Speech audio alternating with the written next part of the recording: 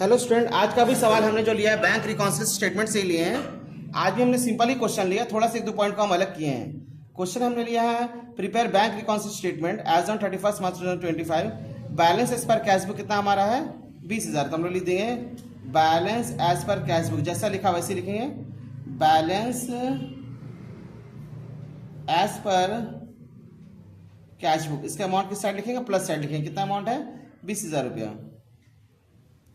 Next हमारा point है check issued but not presented for payment. इसका स्टेटमेंट लिख देंगे check issued but not presented for payment. कल से हम क्वेश्चन एडवांस लेंगे, है ना, ठीक है। Check issued but not presented for payment. अब यहाँ पे क्वेश्चन है कितना 5,000 रुपया। हम किसी को चेक इश्यू किए हैं, ठीक है, किसी पार्टी को चेक इश्यू किए, किसी का पेमेंट वेमेंट कुछ करना था तो उसके लिए हम कितना चेक काट के दे दिए 5,000 रुपया। लेकिन वो मेरे अकाउंट को अकाउंट से 31 मार्च 2025 तक पैसा नहीं निकाला, तो हम मेरे अकाउंट का पैसा क्या रह गया, एज इट इज रह गया। हम सोच रहे कि पैसा मेरा माइनस हो गया, ठीक है, लेकिन एक्चुअली माइनस हमारा पैसा हुआ नहीं, क्योंकि वो हमारे अकाउंट से पैसा नहीं निकाला, ठीक है। जब हमारे अकाउंट का पैसा नहीं निकाला तो अमाउंट क्या हो गया, हमारा फायदा हो गया, क्योंकि हमारा बैलेंस का बैंक का पैसा तो जस का तस ही रह गया। हम तो सोच रहे कि बैंक का पैसा मेरा माइनस हो गया, लेकिन नहीं हुआ एक्चुअली में। भले बाद में वो निकाल लेगा, लेकिन 31 मार्च 2025 तक हमारा पैसा क्या हुआ, नहीं निकला, ठीक है, अकाउंट से नहीं कटा, तो हमारे लिए तब तक क्या है, फायदा है, तो उसको प्लस साइड दिखा देंगे। तीसरा है interest allowed by bank. Bank में हम पैसा अगर रखते हैं तो बैंक हमको क्या करती है, टाइम टू टाइम इंटरेस्ट देती है, चाहे वो क्वार्टरली हो, चाहे वो क्या बोलते हैं, ईयरली हो, ठीक है। तो इंटरेस्ट अलाउड बाय बैंक, तो जब हम चेक किए तो मेरे अकाउंट में पैसा, इंटरेस्ट का पैसा आ गया।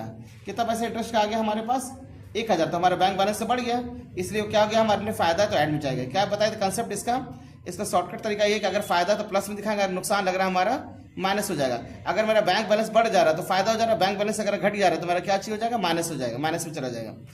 अब क्या हुआ कि इंश्योरेंस करवाएं, मान लेते हैं हम दुकान का इंश्योरेंस कराएं, ठीक है, और प्रीमियम मेरे अकाउंट से पैसा कट गया, मेरे अकाउंट में जो पैसा जमा है उससे पैसा कट गया प्रीमियम का, ठीक है। तो प्रीमियम का अकाउंट तो हम ये इसको एंट्री कैशबुक में नहीं किए, ठीक है, लेकिन मेरे अकाउंट से पैसा कट गया, तो यानी बैंक बैलेंस मेरा क्या हो गया, माइनस हो गया, तो ये हमारा क्या हो गया, नुकसान हो गया, माइनस तरफ चल जाएगा। तो क्या लिखेंगे, इंश्योरेंस प्रीमियम, आमतौर पे जो स्टेटमेंट उसी को लिख देते हैं हम लोग, प्रीमियम पेड बाय बैंक। कितना इंश्योरेंस प्रीमियम हम लोग दे रहे हैं, इंश्योरेंस प्रीमियम हम लोग दे रहे हैं कितना, 5,000 रुपये, तो हमारा नुकसान हो गया। पांचवा है amount directly deposited by customer ₹10,000 not entered in cash book. मान लो किसी डेटर का हमको पैसा बाकी है, किसी पार्टी को हम पैसा माल बेचे थे, गुड्स बेचे थे, और उसका पेमेंट ड्यू रहा है, तो वो हमारा क्या किया ना, मेरे अकाउंट में पैसा भेज दिया, जमा कर दिया, और हम उसका एंट्री कैशबुक में नहीं किए। लेकिन जब हम इसको नोट किए तो हमारा क्या हो गया, बैंक बैलेंस से बढ़ गया, क्योंकि ग्राहक मेरे अकाउंट में पैसे जमा करेगा तो हमारा बैंक बैलेंस क्या होगा, बढ़ जाएगा। तो अगर हमारा बैंक बैलेंस बढ़ जा रहा है तो हमारे लिए क्या है, फायदा है, क्योंकि हम उसको कैशबुक एंट्री नहीं किए। और जब कैशबुक से पासबुक मिला तो पता चला कि हमारा 10,000 बैंक बैलेंस बढ़ गया। क्यों बढ़ गया, क्योंकि हमारे अकाउंट में कस्टमर पैसा जमा कर दिया डायरेक्टली, और हम इसको कैशबुक में एंट्री नहीं किए। तो जब कैशबुक से पासबुक मिलान किए तो पता चल रहा है हमको फायदा हो रहा है, क्योंकि मेरा बैंक बैलेंस बढ़ गया। इससे इसको प्लस साइड दिखाएंगे, क्या लिखेंगे, amount directly deposited by customer, ठीक है, इसको हम प्लस साइड दिखाएंगे। कल से मेरा क्वेश्चन जो रहेगा थोड़ा एडवांस रहेगा, ताकि क्वेश्चन जो एग्जाम में है ना, तो आप लोग पूरा बढ़िया से तैयारी कर सके, ठीक है। तो 25, अब देख लेते हैं प्लस साइड वाला अमाउंट बड़ा है, 25, 26, 10 कितना हो गया हमारा, 36,000। अगर आपने मेरे चैनल को सब्सक्राइब नहीं किया तो कर दीजिए, क्योंकि ना आगे चल के हम पूरा अकाउंटेंसी का पूरा आपको 100% कंसेप्ट क्लियर कर देंगे। जितना भी चैप्टर है अभी, जितना भी चैप्टर है, फाइनल अकाउंट हो गया, सिंगल एंट्री सिस्टम हो गया, डिप्रिसिएशन हो गया, सारा चीज कवर कर लेंगे, है ना। तो एक बार मेरे साथ बने रहिए, तो आपको बहुत अच्छा अकाउंटेंसी हम कवर कर देंगे 1 महीना के अंदर, ठीक है।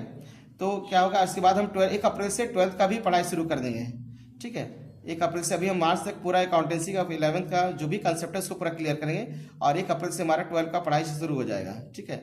तो यहाँ पे अब क्या करेंगे हम लोग, बैलेंस करेंगे 25 से 1, 26, 10, 36, 36 यहाँ पे लिख दिए। अब 36 में से हम लोग क्या लिखेंगे, बैलेंस पर कैश बुक क्या लिखेंगे, बैलेंस एज पर पासबुक।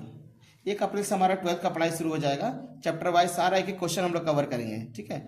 जो भी बुक आप लोग को फॉलो किया है कमेंट करके बताइए कौन सा बुक आप लोग फॉलो करते हैं। टी एस ग्रेवाल, अगर स्टेट सीबीएसई है तो टी एस ग्रेवाल होगा, और अगर स्टेट लेवल पे है तो एस के सिंह का बुक चलता है हम लोग का झारखंड में।